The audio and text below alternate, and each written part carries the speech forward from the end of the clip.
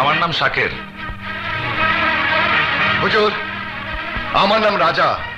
সবাই আমাকে সাপ ধরা রাজা বলে ডাকে। দুনিয়ার সমস্ত সাপ আমার বিনে সুরে আমার কাছে ছুটে আসে। আচ্ছা হুজুর, আর আমার বীরের সুর শুনলে যে কোনো বিষাক্ত সাপ নেশায় পড়ে জ্ঞান হারিয়ে ফেলে। এই এই এলাকার সবচেয়ে বড় সাপুরে আমি, তাই সবাই আমাকে সম্মান করে, ইজ্জত করে। বলুন আপনার কোন সাপ দরকার? হ্যাঁ বলুন হুজুর, কি সাপ ধরে আনতে হবে? যে সাপ মানুষের রূপ ধারণ করতে পারে। মানুষের রূপ ধারণ করতে পারে? হ্যাঁ। কিন্তু হুজুর, কোন তান্ত্রিক সাপুরের মন্ত্র ছাড়া একমাত্র নাগরাজ এবং নাগরানী তাদের নিঃশক্তি বলে মানুষের রূপ ধারণ করতে পারে। হ্যাঁ, ওই নাগরাজকে আমার প্রয়োজন। হুজুর, যে নাগরাজ এবং নাগরানী পিছু নেয়, ওরা তাদের বংশ নির্বংশ করে ফেলে। আমি কিচ্ছু জানি না, কিচ্ছু বুঝি না। শোনো, তোমরা যদি শুধু ওই নাগরাজকে ধরে নিয়ে আসতে পারো, তাহলে আমি আমার অর্ধেক জমিদারি তোমাদের নামে লিখে দেব। হুজুর, তাহলে এই দায়িত্ব ওকে না দিয়ে শুধু আমাকে দিন। সরকার, তুই ধরে আনতে পারলে পুরস্কার তুই পাবি, আর আমি ধরে আনতে পারলে পুরস্কার আমি পাবো। এই শয়তান, আমি তোর চাইতে অনেক বড় সাপুরে, আর তুই আমাকে ওস্তাদ না ডেকে তুই তুই করে বলছিস? চুপ বেয়াদব! যে মুখ দিয়ে তুই আমাকে শয়তান বলেছিস, সেই মুখ আমি ভেঙে ফেলবো।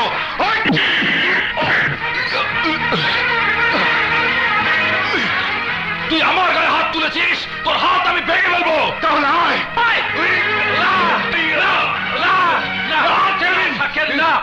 দাঁড়াও রাজা, দাঁড়াও রাজা। শাকের, তোমাদের দুজনকে আমার প্রয়োজন আছে।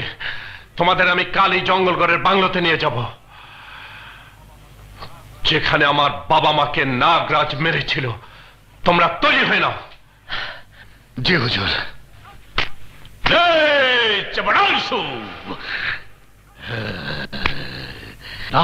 নাগিনীকে আমি সারা জীবন ধরে খুঁজে বেড়াচ্ছি, কিন্তু খুঁজে পাচ্ছি না।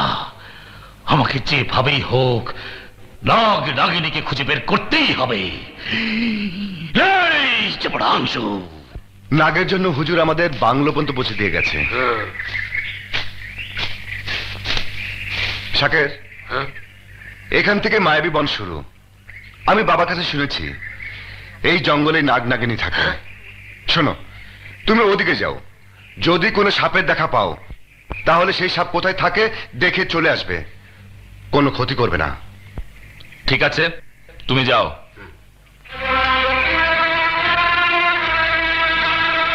রাজা, তুই আমার গায়ে হাত দিয়েছিলি, তাই আমি তোর 2 হাত কেটে ফেলবো। জীবনে যেন আর ওই হাত দিয়ে বিন বাজাতে না পারিস। না থাকবে হাত, না বাজবে বিন।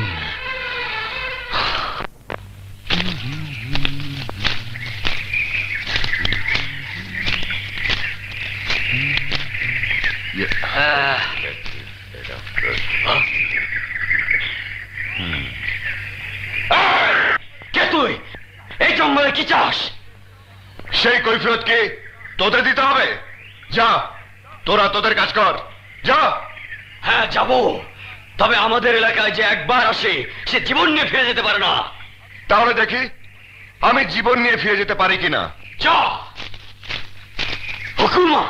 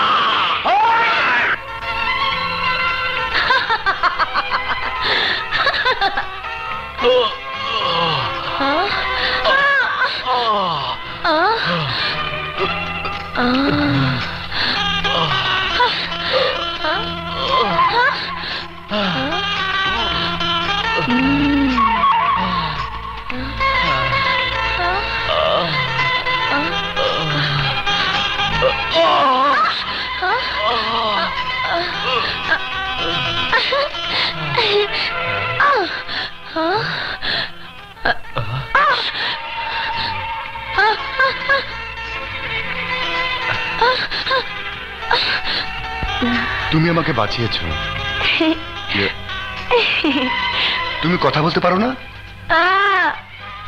ও বুঝেছি, তুমি কথা বলতে পারো না। আরে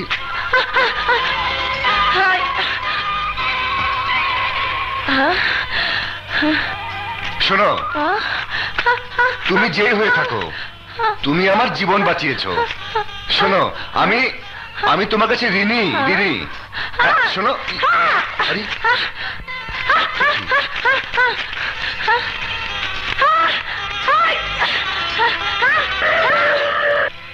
অবাক কাণ্ড।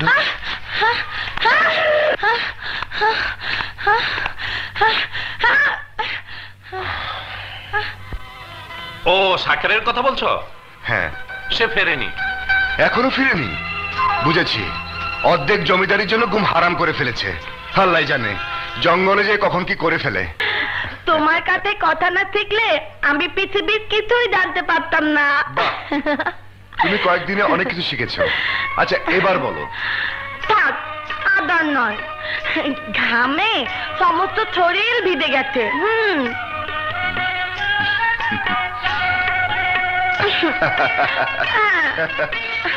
ভেজা শরীরে তোমাকে ভীষণ ভালো লাগছে। আরো কিছুক্ষণ থাকো না বনসুন্দরী? না, আমি থাকবো না, আমি এক্ষুনি গোসল করবো। এবার মন ভরে রূপসীর নাচ দেখতে হবে।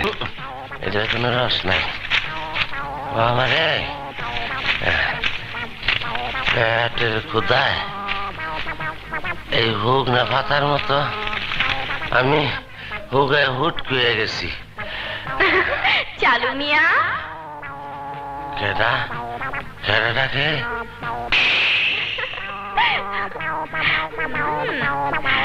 আমি এখানে। ওখানে? এই, তোমার ক্ষুধা লেগেছে? না না, লাগে নাই। তুই ওর সামনে থেকে যা, নাইলে কিন্তু আমি তোরে। তুমি আমাকে বিয়ে করবে? না, বিয়া করুম না। তুই যা যা। বেশ, চলে যাচ্ছি, আমি আবার আসবো, বুঝেছো প্রাণের মানুষ? তোর পুরুষ বাচ্চা গেছিলি।